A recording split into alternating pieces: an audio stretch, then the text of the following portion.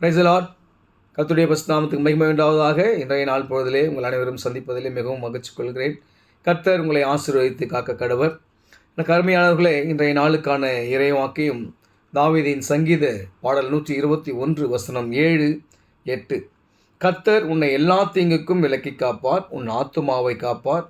கர்த்தர் உன் போக்கையும் உன் வரத்தையும் இது முதற்கொண்டு என்றென்றும் காப்பார். எனக்கு அருமையானவர்களே, கர்த்தர் நம்மை எல்லா தீங்குக்கும் விலக்கி காக்கிறவர்.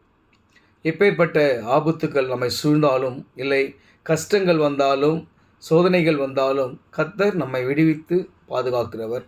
அதை நாம் முதலாவது விசுவாசிக்க வேண்டும். அதை நாம் பற்றி கொண்டு உறுதியாக இருக்க வேண்டும். மனுஷனை நம்புவதை பார்க்கிலும் கர்த்தர் பேரில் பற்றுதலாக இருப்பதை நலம் என்று வேத வாக்கியம் சொல்கிறது.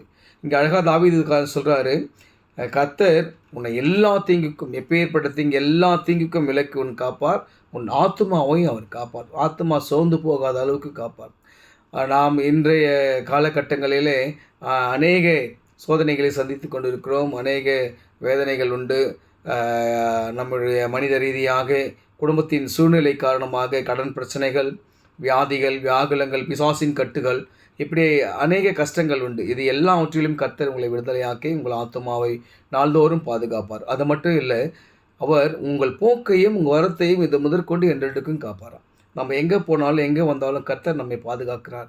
வாகனத்தில் செல்லும் போதும் கூட, இல்லை பிரயாணப்பட்டு பேருந்திலோ, இல்லை ரயிலிலோ, இல்லை மற்ற வாகனங்களில் செல்லும்போது கூட கர்த்தர் நம் போக்கையை என்றென்றுக்கும் காப்பார், வரத்தையும் நமக்கு என்றென்றும் காப்பார்.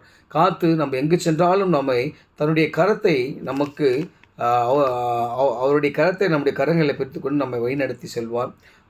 கோணலான பாதைகள், எப்பேற்பட்ட பாதைகளாக இருந்தாலும் அந்த பாதைகள் எல்லாம் சபைப்படுத்தி நம்முடைய போக்கையும் நம் வரத்தையும் கர்த்தர் காப்பார். விசுவாசிங்க. கர்த்தருடைய வசனம் நம்ம எப்போதுமே என்ன பண்ணிருக்குமோ புதுப்பித்து கொண்டே இருக்கும். டெய்லி அன்றாடம் அந்த வேதாகமத்தை வாசித்து தியானிங்க. என்ன கஷ்டங்கள் நஷ்டங்கள் வந்தாலும் மனுஷன் தேடி ஓடுவதற்கு முன்பதாக ஒரு நிமிஷம் அந்த வேதாகமத்தை எடுத்து வாசிங்க. ஏதாவது ஒரு வசனம் வாசிக்கும் போது உங்களுக்கு ஆறுதலை கொடுக்கும். அதில் நிறைய யோசனைகளை கொடுக்கும், நல்ல ஆலோசனைகளை கொடுக்கும் அந்த வேதாகமம். இன்றைக்கி உலகத்தில் நடக்கிற எல்லா வித நிகழ்வுகளும் இந்த வேதாகமத்திலே 2000 ஆண்டுகளுக்கு முன்பதாகவே எழுதப்பட்டிருக்கிறது.